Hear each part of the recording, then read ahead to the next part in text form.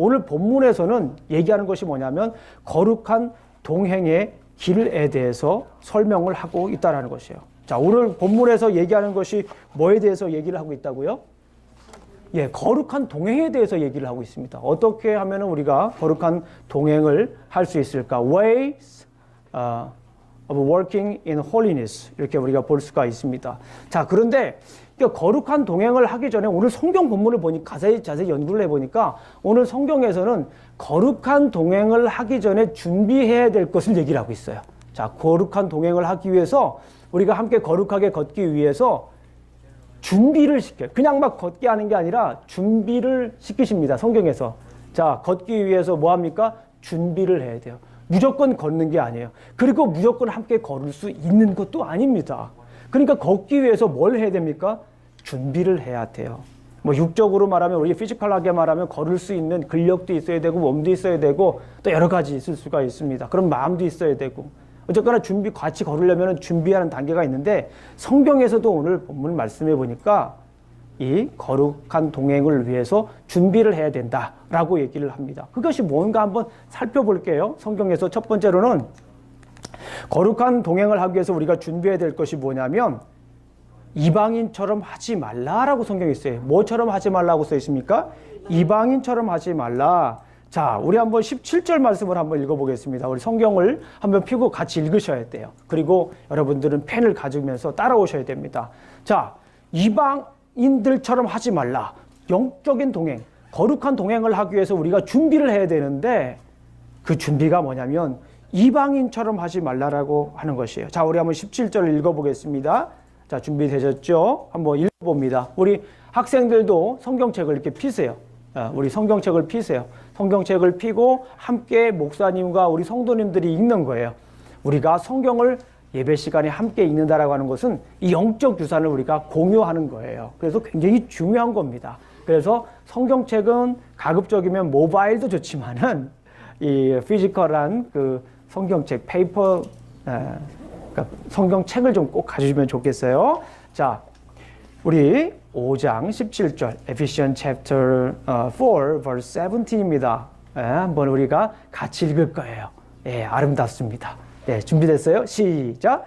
그러므로 내가 이것을 말하며 주 안에서 증언하노니 이제부터 너희는 이방인이 그 마음에 허망한 것으로 행함같이 행하지 말라. 이 에베소서를 보게 되면 여러분들 잘 아시겠죠? 지금까지 제가 배경 설명을 많이 드렸습니다. 에베소에는 이방인에서 기독교로 개종한 사람과 유대교에서 기독교로 개종한 사람들이 에베소라고 하는 교회에서 한 공동체를 이루었어요. 그런데 오늘 여기 있는 말씀을 보니까 이방인들처럼 하지 말라라고 하는 걸 보니까 그때 당시에 에베소에는 이방인들처럼 행하는 사람들이 많았던 것 같아요. 그런데 그 중에서 가장 대표적인 것이 있습니다. 우상 숭배를 했어요. 왜냐하면 그 에베소라고 하는 아데미 신전이 있습니다. 우리 아데미 신전은 우리가 잘 아는 것처럼 파르테논 신전보다 훨씬 커요. 4배나 더 큰 신전이 이 에베소에 있었어요. 그래가지고 거기에서 제사도 드리고 풍요를 기원하기 위해서, 다산을 기원하기 위해서 여러 가지 우상 숭배도 많이 했던 거를 우리가 알 수가 있습니다. 그래서 특별히 이방인에서 기독교로 개종한 사람들은 그때 시기가 되면은 아데미 신전에서 예배 드리는 거를, 예배가 아니라 우상 숭배하는 거를, 거기에서는 의식들을 생각을 할까요, 안 할까요? 생각을 할 것 같아요. 이 예수님을 믿긴 했지만은 너무나도 그렇게 막 큰 축제였어요. 그리고 우리가 잘 아는 것처럼 에베소 지역에는 그리스도인들이 많지가 않았습니다. 그래서 소수밖에 되질 않았어요. 그런데 그 지역에는 아데미 신전에서 큰 축제를 하게 되면 예배를 드리면서도 이런 생각을 했던 것 같아요. 내가 지금 그 축제에 가서 어디 가서 좀 춤을 좀 춰야 되는데 아니면은 거기 가서 무슨 또 이렇게 음식을 먹어야 되는데 여기 구경해야 되는데 그런 생각을 충분히 할 수도 있는 그런 상황이었어요. 그런 상황 속에서 이방인들처럼 하지 말라. 우상 숭배하지 말라. 당시 이렇게 소수 그리스도인이 우상 숭배가 이렇게 팽배했던 지역에서 산다라고 하는 것은 쉽지 않은 그런 상황이었습니다. 그런 상황 속에서 이제 이방인들의 그 구체적인 그 삶에 대해서 조금씩 더 설명을 하는데요. 우리가 한번 읽어가면서 확인을 한번 해보겠습니다. 그러니까 이방인들의 삶이 어땠는가를 한번 성경을 보면서 성경에서는 뭐라고 하나 한번 확인 한번 해보겠습니다. 우리 18절 한번 읽어봅니다. 우리 18절 이방인들의 삶의 모습이에요. 자, 이런 것들입니다. 자, 18절 시작. 그들의 명령이 어두워지고 그들 가운데 있는 무지함과 그들의 마음이 굳어짐으로 말미암아 하나님의 생명에서 떠나져. 네, 여기에 보니까 가장 여러분 굉장히 중요한 단어들이 많이 있습니다. 근데 여기에서 중요한 거는 이방인들의 가장 대표적인 건 뭐냐면 어둡다라고 하는 거예요. 어두워요. 어둠. 아침에도 제가 우리 성경 공부하면서 말씀드렸지만 어두워요. 이방인들의 삶의 가장 중요한 키워드는 어둠입니다. 총명이 사라졌어요. 총명이 사라졌다라고 하는 건 뭐냐입니까? 이 깨닫는 거, 아는 것이 잊어버려서 분별력이 없어진 겁니다. 분별력이 없어졌어요. 총명이 없어졌습니다. 어두워졌어요. 그 어두워져서 결국에는 어떻게 됐습니까? 하반절 말씀에 보니까 하나님의 생명에서 뭐 했다라고 하는 거예요. 하나님의 생명에서 뭐 한 거예요? 떠났다라고 하는 거예요. 하나님의 생명에서 떠났다라고 하는 걸 뭐예요? 하나님과 멀어졌다. 하나님과 멀어졌다가 뭐예요? Separation from God. 하나님으로부터 분리됐다. 하나님으로부터 분리됐다라고 하는 말을 우리가 신학적인 용어로 뭐라고 얘기합니까? 이거를 죄라고 해요. 또 분이 얘기하셨네요. 죄라고 해요. 하나님과 분리된 거를 죄라고 합니다. 이 굉장히 심각한 거죠. 예, 하나님과 분리가 됐어요. 하나님과 분리돼 가지고 결국에는 어떻게 됩니까? 19절 말씀 보겠습니다. 19절 말씀 시작. 그들이 감각 없는 자가 되어 자신을 방탕에 방임하여 모든 더러운 것을 욕심으로 행하되. 그러니까 하나님으로부터 떨어졌어요. 하나님으로부터 이제 완전히 단절됐습니다. 단절됐으니까 이 감각이 없어지는 거예요. 하나님으로부터 떨어졌기 때문에 영적인 감각이 없어지는 거예요. 그렇기 때문에 하는 행동들이 어떻습니까? 방탕하고 또 방황하고 또 여기 욕심이 있습니다. 이 personal desire, 욕심을 막 갖게 되는 거예요. 예. 욕심을 갖게 되면서부터 사람들이 점점 부패해지는 그런 모습들을 우리가 보게 됩니다. 이 욕심이라고 하는 것 중에 가장 중요한 게 뭐냐면 하나님하고 나하고 떨어지면 나타나는 현상 중에 하나가 욕심인데요. 이 욕심을 우리가 표현할 때 여러 가지로 표현할 수 있지만 하나님과 나하고 떨어졌기 때문에 누구만 생각하는 걸까요? 욕심이라고 하는 것이 나만 생각하는 거예요. 이 욕심이라고 하는 것은 뭐냐면 하나님과 나와 떨어졌기 때문에 여기서 욕심이라고 하는 게 좋은 욕심이 아니라 여기서는 부정적인 의미입니다. 그러니까 욕심, 자기 것만 챙기는 거예요. 뭘 자기 것만 챙기는 거예요. 욕심은 자기 것만 챙기는 거예요. 왜 그래요? 하나님과 떨어지니까 자기 것만 챙기는 거예요. 자기 것만. 이방인들이 하는 거예요. 남들 돌아볼 필요도 없어요. 남들 볼 시간도 없는 거예요. 뭐요? 자기 것만 생각해. 자기 생각만 해. 예. 모든 사람들, 모든 세계가 자기 생각을, 자기 중심으로 돌아가는 거예요. 그거는 이방인들이 가지고 있는 욕심이라고 하는 겁니다.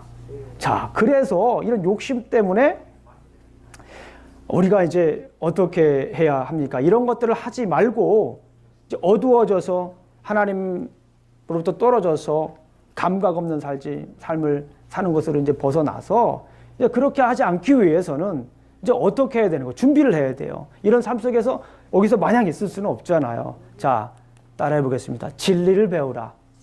진리를 배우라고 하는 거예요. 진리. 자, 20절 한번 보겠습니다. 21절까지 시작. 오직 너희는 그리스도를 그같이 배우지 아니하였느니라. 진리가 예수 안에 있는 것 같이 너희가 참으로 그에게서 듣고 또한 그 안에서 가르침을 받을진대. 아멘. 여기에서 진리를 배우라는 거예요. 누굽니까 진리? 진리가 누굽니까? 예수님. I am the way, the truth and the life. No one comes to the Father except by me. 아멘. 나는 길이요 진리요 생명이니 나로 말미암지 않고는 아버지께로 올 자가 없다라고 하는 거예요. 이 진리신 예수님을 우리가 뭐예요? 배우자. 그런데 여기에서 진리신 예수님을 배운다라고 하는 것을 저는 한번 이렇게 생각을 해봤어요. 제가 우리 성경 공부할 때 항상 드리는 말씀이 있습니다. 뭐냐면 우리가 하나님 말씀을 많이 배워요. 많이 들어요. 그래서 뭐 이게 뭐 그냥 정확하게 알지는 못하더라도 하나님 말씀을 이렇게 좀 많이 배웁니다. 노출을 돼 있어요. 그런데 정말 중요한 건 뭐냐면 그 하나님 말씀을 배우라라고 하는 말은 뭐냐면 그 하나님 말씀이 뭐가 돼야 돼요? 내 이야기가 돼야 돼요. 하나님 말씀 뭐 듣는 얘기가 엄청 많아요. 요즘은 말씀의 홍수 시대에 우리가 사는 거예요. 인터넷만 들으면 자기가 듣고 싶은 목사님 그것도 성경 구절 어디를 듣고 싶으면 어디를 들을 것인지 다 나와 있어요. 조금만 열심히 읽고 컴퓨터만 하게 되면 뭐 영어로 듣고 싶은 분들은 영어로 들어요. 그죠? 굉장히 뭐 말씀이 많습니다. 그런데 정말 옛날에 비해서 말씀이 넘치고 범람하는 이 시대 속에서 우리가 옛날만큼 말씀이 많았는데 살지 못하는 이유가 있는 거예요. 말씀이 이렇게 많아졌으면 예전보다 그리스도인들은 더 참된 제자가 돼야 되는데 그러하지 못하는 이유가 있다라고 하는 거예요. 그 진리를 제대로 배우지 못한 거예요. 근데 진리를 배우지 못했다라고 하는 말은 뭐냐면 하나님의 말씀에서 듣는 것으로 끝나서 안 된다라고 하는 거예요.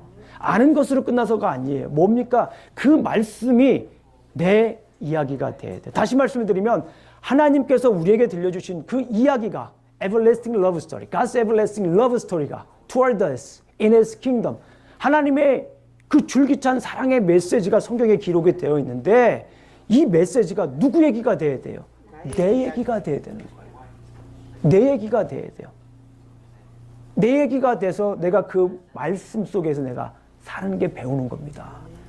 그냥 이거 성경 말씀은 인터넷에서 흘러나는 좋은 말씀. 심지어 어떤 사람은 꼭 저 사람이 들었어야 되는 말씀. 이게 아니라 내 말씀이 돼야 되는 거예요. 내 말씀.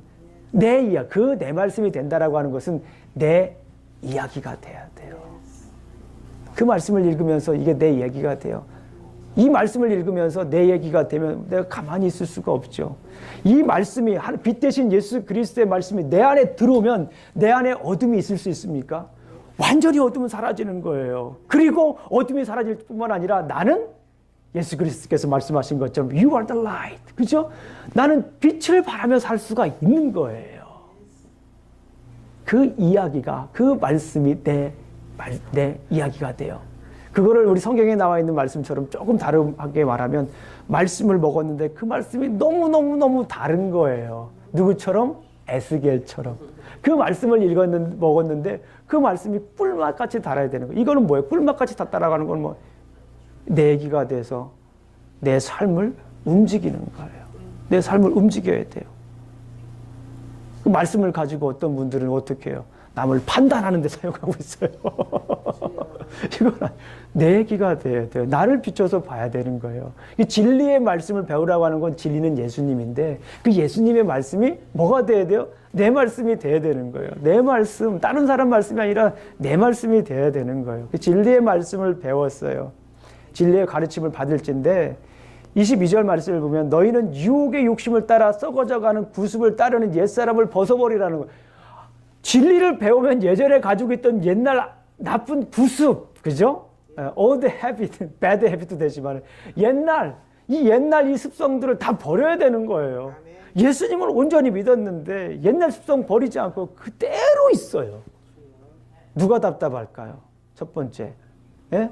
옆에 사시는 분들 답답해요. 두 번째, 누구 답답할까요? 예? 하나님 답답하셔요. 세 번째, 누구 답답할까요? 최고 답답한 건 본인이에요. 본인이 그걸 아는데도 그걸 왜 자꾸 자라나지 않는 거예요? 왜 자꾸 그 자리에 주저앉는 거예요? 왜 그래요? 왜? 예수 그리스도를 온전히 받아들이지 못했기 때문에 그래요. 믿는다고는 하죠? 믿음이 없는 것 같아요. 제가 믿음 없다라고 판단할 수는 없어요. 믿음이 없는 것 같아요. 20년, 30년 신앙생활 했어도 믿음은 자라나지 않은 거예요. 내 말씀이 된 건 아니에요. 그냥 말씀이 떠돌아다니는 거예요. 그냥 말씀이 뭐예요? 헛도는 거예요. 헛도는 거. 자동차로 말하면 엔진에서 이 바퀴로 전달이 돼야 되네. 전달이 되지 않고 헛도는 거예요. 헛도는 갈 수가 없는 거예요. 갈 수가. 내 말씀으로 돼야 되는 거예요. 그래서 되질 않습니다. 여기서 그러니까 이거를 벗어버리는 거예요. 그리고 자, 근데 벗어버리는데 중요한 건 23절의 말씀이 있습니다. 23절. 자, 이제부터 말씀을 배워서 어떤 사람이 돼야 되는 거예요? 새 사람이 돼야 돼요. 거룩한 동행을 하기 위해서는 새 사람이 돼야 돼요.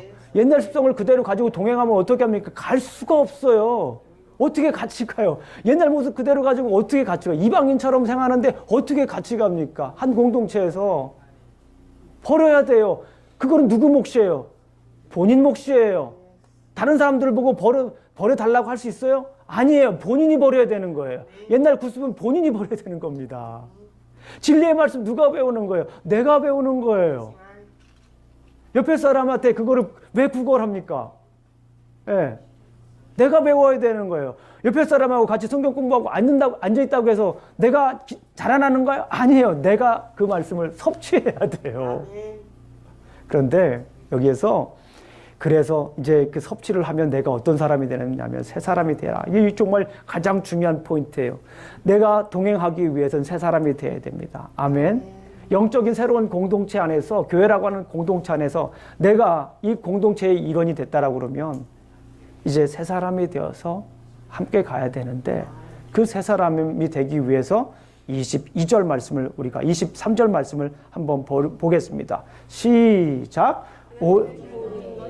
심령이 새롭게 되어. 아멘. 심령을 새롭게 하라고 하는 거예요. 뭐를 새롭게 하라고 하는 거예요? 마음을 새롭게 하라고 하는 거예요. 우리가 새 사람이 되기 위해서 뭐를 바꾸라고 하는 거예요? 예, 심령을 새롭게 해야 된다라고 하는 것입니다. 우리의 마음이 바뀌어야 돼요. 중요한 것은 무엇입니까? 이 마음이 바뀌어야 돼요. 그래서 전도서에 보게 되면 무릇 지킬 만한 것 중에 뭐라고 해요? 내 마음을 지키라라고 하는 거예요. 무릇 지킬 만한 것 중에 내 마음을 지켜야 돼요. 히브리 생각에, 구약 성경에 져 있는 히브리 성경에는 이 마음이라고 하는 것은 누구의 자리입니까? 어떻게 잘하세요? 이 마음은 하나님의 자리예요. 하나님이 계신 곳이 이 마음입니다. 그래서 이 마음에, 쉽게 말씀을 드리면 새롭게 하라라고 하는 말은 이 마음에, 다시 말씀을 드리면 하나님을 넣어 놓으세요. 하나님을 모시세요. 그런 말입니다. 그런데 여기에서 새 사람을 입으라라고 하는 말을 조금 더 구체적으로 제가 설명을 드릴게요. 이 말은 골로새서를 읽어보면 돼요. 제가 에베소서 강의하면서 여러 번 말씀드렸지만 성경에는 쌍둥이 서신이 있습니다. 쌍둥이 서신이 있는데 에베소서와 어딜까요? 어떻게 이렇게 잘하세요? 에베소서와 골로새서입니다. 이 골로새서는 에베소서와 골로새서의 쌍둥이 서신이라고 하냐면 비슷한 내용들을 이렇게 잘 적어놨어요. 거의 비슷해요. 순서는 좀 바뀌어요. 그런데 거의 비슷하기 때문에 이 김영종 목사가 만들어낸 얘기 아닙니다. 예, 우리 함께 얘기하는 거예요. 거기에 보게 되면 쌍둥이 서신을 함께 읽어보면 서로 이렇게 보완을 해줘요. 그런데 오늘 이 본문을 어떻게 설명하는지 우리 한번 중요하니까 찾아볼게요.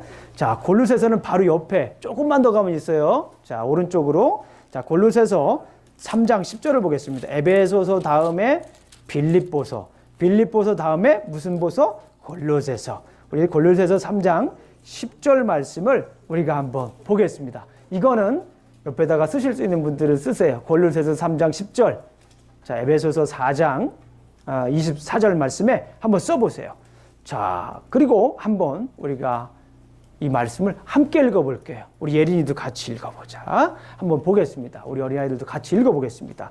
자, 3장 10절 시작. 새 사람을 입었으니 이는 자기를 창조하신 이의 형상을 따라 지식까지 새롭게 하심을 입은 자니라. 여기에 보니까 새 사람을 입는데 거기에 뭐가 있어요? 하나님의 형상이 들어가는 거예요. 그러니까 새 사람을 입으라라고 하는 것은 완전히 새 사람이 되라.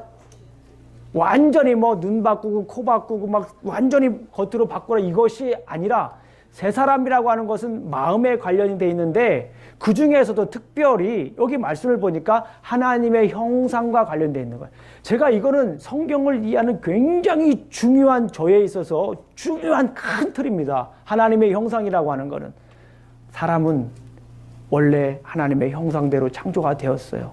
이게 기본입니다. 전제입니다. 우리는 하나님을 닮은 사람이에요. 그런데 죄가 들어와서 그 하나님의 형상이 일그러졌어요. 그 하나님의 형상이 찌그러졌어요.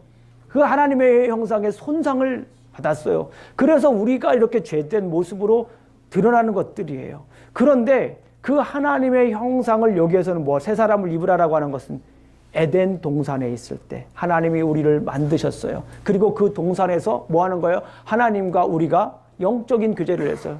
창세기 3장 8절을 보게 되면 동산을 하나님께서 거니셨다 이런 표현이 있어요. 하나님과 거기에서는 뭐가 있었어요? 교제가 있었습니다. 영적인 교제. 영적인 교제가 있었습니다. 거기에 하나님과 영적인 교제를 하는 데는 아무런 방해 요소가 없었어요. 하나님의 형상을 닮았기 때문에 하나님과 온전한 교제를 이뤘고 사람들은 하나님의 형상을 닮았기 때문에 하나님께서 주신 그 명령들을 대로 살아갈 수밖에 없었어요. 통치 명령, 또 다스림의 명령, 지킴의 명령을 주셨기 때문에 그걸 가지고 우리가 살아가는 거예요. 어쨌거나 중요한 건 뭐냐면 여기서 새 사람을 입으라라고 하는 것은 단순히 겉으로 드러나는 것, 우리의 행동거지 몇 개 달라지는 거 얘기하는 게 절대 아닙니다. 그런 것이 아니라 원래 하나님께서 이 세상을 창조하실 때, 사람을 창조하실 때 그 순수한 모습으로 돌아가라라고 하는 거예요. 하나님과 온전한 교제를 할 수 있는, 영적으로 교제를 할 수 있는 그런 모습으로 돌아가라라고 말씀을 하시는 거예요. 이게 준비 단계예요. 준비 단계 좀 길죠. 이게 준비 단계입니다. 성경에서 말하는 준비 단계예요. 그러면 이 준비 단계가 됐을 때 우리가 동행의 길을 걸어야 되는데 이게 되면 나타나는 현상이 있습니다. 이게 되지 않으면 또한 나타나는 현상들이 있어요.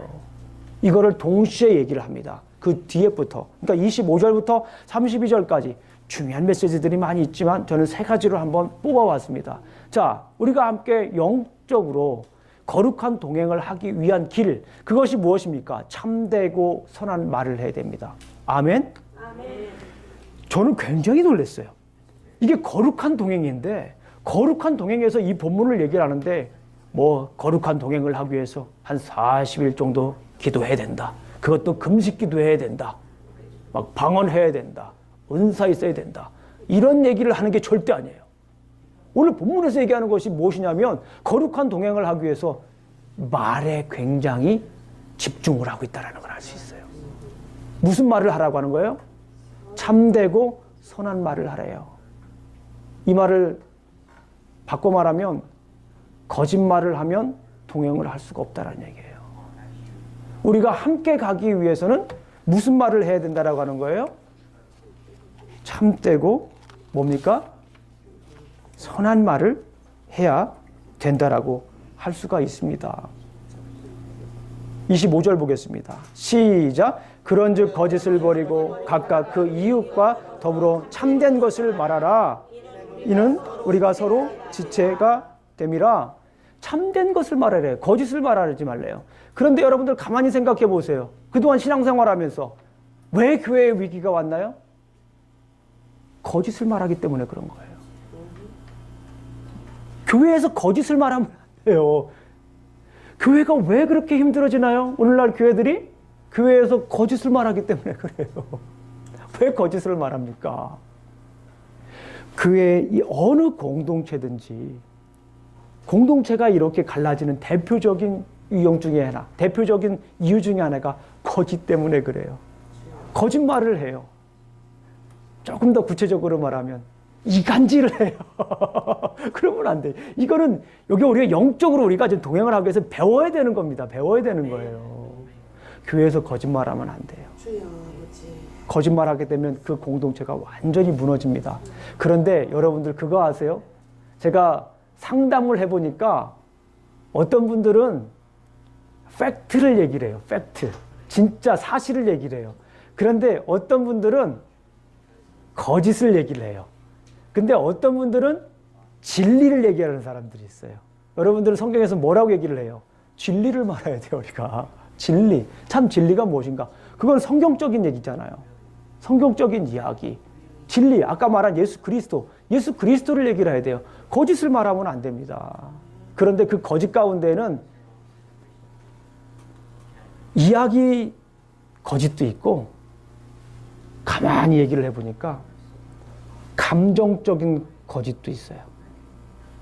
더 중요한 건 spiritual liar도 있어요.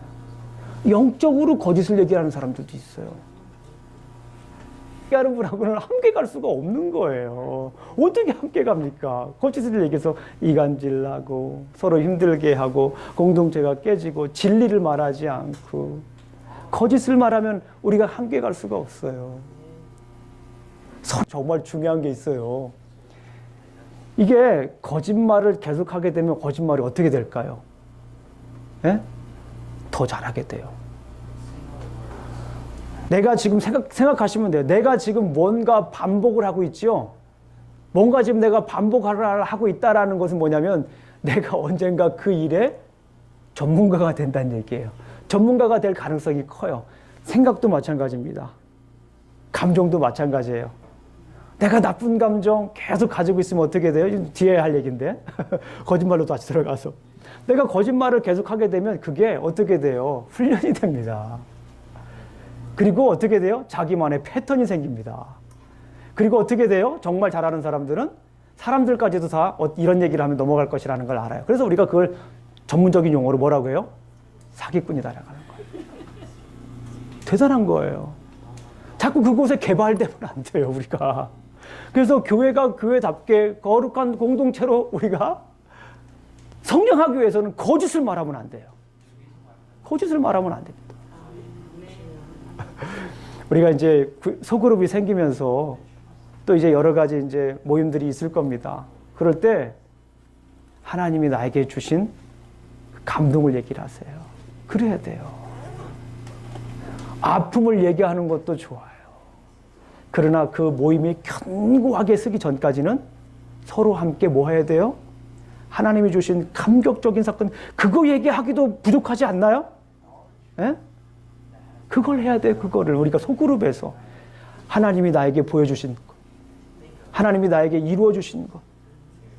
아픔으로 끝나면 안 된다고요. 성경에 어디 아픔으로 끝나라고 돼 있어요. 예? 나를 치료하고 나를 일으켜준 거를 얘기를 해야죠, 우리가.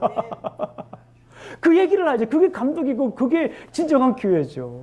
그게 그래 우리 함께 걸어갈 수가 있습니다. 자, 선한 말하고 우리가 자꾸 이렇게 거짓말하지 말고 뭐 해야 돼요? 진리를 말하고 선한 말을 해야 돼요. 얼마나 선한 말이 많습니까? 얼마나 진리가 많아요. 자, 두 번째, 제가 성경을 보면서 왜 자꾸 거짓말을 할까? 왜 이렇게 선한 말을 우리가 잘 못할까? 그거는 뭐예요? 마음을 다스리지 못하는 거예요. 조금 더 구체적으로 말씀드릴게요. 화를 다스리지 못하기 때문에 그래요. 조금 더 구체적으로 말할게요. 내 안에 있는 쉐임, 섀도우, 심리학적 용어로 아까 말씀드렸죠.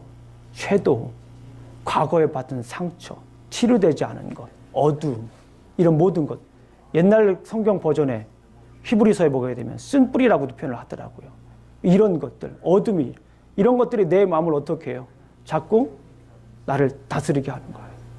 자꾸 쌓아두는 거예요. 심지어 이런 어두움들은, 섀도우, 다크니스들은 내 무의식 속에도 있어요. 내 무의식 속에도 그런 게 잠겨져 있어서 어느 날 갑자기 그것이 폭발할 수도 있습니다. 그 폭발하게 되면 어떻게 해야 돼요? 일단 감정적으로 속고 살아야 돼요. 자기 자신을 속이고 살아야 돼요. 나중에 그게 폭발하는 거죠. 속이고 살다가 이 마음을 다스리지, 화를 다스리지 못하는 거예요. 화를, 여기 보니까 분을 내어도 틈을 주지 해가 짓지 말며 해가 지도록 분을 품지 말고. 근데 왜 그런 거예요? 마귀에게 틈을 주지 말라. 내가 화를 내면 뭐 하는 거예요? 마귀에게 틈을 주는 거예요. 화를 내면 내가. 그래서 이 말이 앵글 매니지먼트를 우리가 받아야 돼요. 이 화를 다스리지 못하면 앵글 매니지먼트를 받아야 돼요. 공동체, 화를 내는 사람이 있으면 공동체가 어떻게 될까요? 와야 됩니다. 깨져요. 어쩔 수 없어요. 우리 교회에서 함께 모인 자리에서 화를 내는 분이 있다면 저는 심각하게 고민할 거예요, 앞으로. 이분이 정말 우리 교회 멤버가 될 수 있을까? 진짜 고민할 거예요. 교회에서 화내시면 절대 안 됩니다. 더군다나 교회에서. 가정에서도 마찬가지고요. 뭐예요? 화를 내면, 내가 화를 많이 내면 이게 아까 말했지만 하나님과 나와 뭐가 되는 거예요? 분리가 되는 거예요. 막 점점 벌어지는 거예요. 내가 막 화를 내고 있어요. 그러면 하나님과 나와 자꾸 세퍼레이션 되기 간극이 커지는 거예요. 우와! 그럼 거기에 뭐가 되는 거예요? 마귀가 들어오는 거예요. 내가 화를 막 자꾸 내면 어떻게 되는 거예요? 하나님께서 만들어주는 그 형상들이 뭐야 되는 거예요? 막 찌그러지는 쭈그러드는 거예요. 그걸 여러분들에게 되면은 같이 갈 수가 없어요. 그래서 제가 그러면 어떻게 될까요? 일단 누가 죽어요? 화 내는 대상이 죽어요. 화를 내는 사람이 죽는다고요. 영적으로. 두 번째 누가 죽을까요? 그 옆에 있는 사람 또 죽어요. 그죠? 그리고 마지막으로 누가 죽을까요? 자신이 죽는 거예요. 화를 내게 되면. 그러니까 자기 자신도 죽어. 그 대상도 죽어. 그 다음에 옆에 있는 사람도 죽어. 그게 공동체입니까? 그래서 성경에서 이렇게 지금 얘기를 하는 거예요. 마음을 다스려야 돼요. 마음을 다스릴 줄 알아야 우리가 동행하는 거예요. 영적인 공동체로 자라나는 겁니다. 이 마음을 다스릴 수가 있어야 돼요. 혹시 부모님들 중에 화 잘 내시는 분들이 있으면 정말 열심히 기도하시고 정말 이것 때문에 싸우셔야 돼. 애들 그대로 다 뭐예요? 물려받아요. 애들이 다 그 물려받습니다. 예. 그리고 이제 마지막으로 마음을 다스리는 거고요. 두 번째 마지막으로는 은혜를 나누라. 이게 이제 거룩한 동행을 하기 위해서 참된 말하고 선한 말을 해야 되고 그러기 위해서 마음을 다스려야 되고 그런 다음에 중요한 거예요. 뭐를 하라고요? 은혜를 나누라는 거. 이게 정말 중요한 겁니다. 은혜를 나누라. 자, 한번 성경 말씀 보겠습니다. 자, 29절 한번 보겠습니다. 29절. 자, 29절. 시작. 무릇 더러운 말은 너희에게 입 밖에도 내지 말고 오직 덕을 세우는데 소용되는 대로 선한 말을 하여 듣는 자들에게 은혜를 끼치게 하라. 자, 결국에는 은혜를 끼치라는 말이에요. 은혜를 끼치라고 하는 말이 좀 영어 성경으로 보니까 give grace. 은혜를 주라라는 거예요. 자, 보통 은혜는 우리가 뭐 한다고 생각해요? 받는다. 은혜는 받는다라고 생각을 해요. 은혜를 주시옵소서 은혜를 받는데 은혜를 주시옵소서 막 기도하다가 어떤 분이 진짜 와이프 이름이 은혜가 분이 있어요. 근데 은혜는 우리가 먼저 받는 것으로 끝나는 게 아니에요. 은혜의 종착지는 주는 겁니다. 따라해 보겠습니다. 은혜의 종착지는 주는 거다. 그 은혜의 종착지는 내게 있는 게 아니라 다른 사람에게 있는 거예요. 매우 중요하죠. 은혜라고 하는 것은 내가 받는 것으로 딱 끝나고 끝! 이게 아니라 받은 이 은혜를 가지고 어떻게 해야 되는 거예요? 줘야 되는 사명이 있는 거예요, 우리에게는. 그래서 share God's grace. 하나님의 은혜를 나누는 거예요. 그래야 이게 거룩한 공동체가 되죠. 생각을 해보세요. 같이 걷는 사람이 맨날 그냥 다 험담하고 아픈 얘기만 하고 슬픈 얘기만 하고 그럼 나도 어떻게 될까요? 같이 찌그러야죠. 같이 그렇게 됩니다. 같이 힘들어지는 거예요. 제가 아침에 이제 뭐 같이 수그룹 계속 할 텐데요. 뭐를 나누라고요? 은혜 나누세요. 은혜 나누세요. 은혜를 나누어야 같이 간다니까요. 은혜를 나누어야 온전한 공동체가 되고 온전한 교회가 되는 거예요. 믿음이 뭡니까? 은혜에 대한 반응이에요. 은혜에 대한 반응이 받은 은혜에 대한 반응이 없는 거는 믿음이 아니에요. 그러니까 믿음이 있다라고 하는 사람은 뭐가 있는 거예요? 그 은혜가 있는 거예요. 하나님이 받으신 은혜가. 그 은혜를 어떻게 해야 되는 거예요? 그래야 이게 공동체로서 와, 우리 김집사님이 받은 은혜가 그거야? 내가 받은 은혜는 이건데 은혜 경쟁을 하고 우리가 그래야 그 공동체가 하나님이 원하시는 진정한 은혜가 넘치는 교회가 되는 거예요. 그러지 않고 나누겠습니다. 은혜를 나누겠습니다. 여러분들은 우리 성도님들은 은혜가 뭔지 정말 잘 고민하고 생각하세요. 매일 저녁 끝나기 전에 자기 주무시기 전에 오늘 나에게 주신 은혜가 뭔가 항상 생각해 보세요. 오늘 나에게 주신 은혜가 뭔가 하나님이 주신 은혜를 우리가 계속 모아야 돼요. find. 네. grace finder 돼야 돼요. 우리가 grace finder, grace catcher. 네? 그레이스를 막 자꾸 찾는 사람이 돼야 돼요. 그레이스를 자꾸 막 캐치해야 돼, 내가. 자꾸 캐치해야 돼. 이 은혜가 얼마나 많아. 은혜가 우리 가운데 얼마나 많이 막 은혜, 하나님의 은혜가 막 풍성하게 있는데 그 은혜를 몰라. 참지를 못해. 그분을 다 잡아야 되는데 내가 찾아가지고 다 그 잠자리 잡히시면 다 잡아야 되는데 내가 그거를 못 잡아요. 그거를 왜 못 잡아요? 그 은혜를 많이 잡아가지고 우리 소그룹 할 때 그걸 하나하나 이렇게 나누세요. 하나님 주신 은혜가 이거였다. 하나님 주신 은혜가 이거였다. 그러고서 정말 기쁘면 박수도 치고 막 춤도 추고 찬양도 하고 막 그러세요. 앞으로 소그룹 잘 되리라 믿습니다. 자, 따라해 보겠습니다. 거룩한 동행을 위해서 참되고 선한 말을 하겠습니다.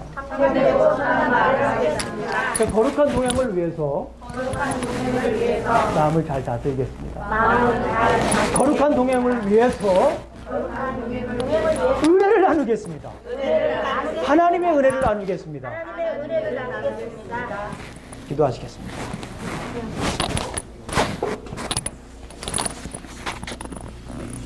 하나님 감사합니다. 오늘도 이렇게 또 우리가 함께 거룩한 동행의 길을 열어주셨습니다. 우리가 은혜를 나누며 함께 걸어갈 수 있도록 함께 뿌리 내리고 함께 터가 굳어져서 함께 세워질 수 있도록 지켜주시옵소서. 예수님 이름으로 기도합니다. 아멘.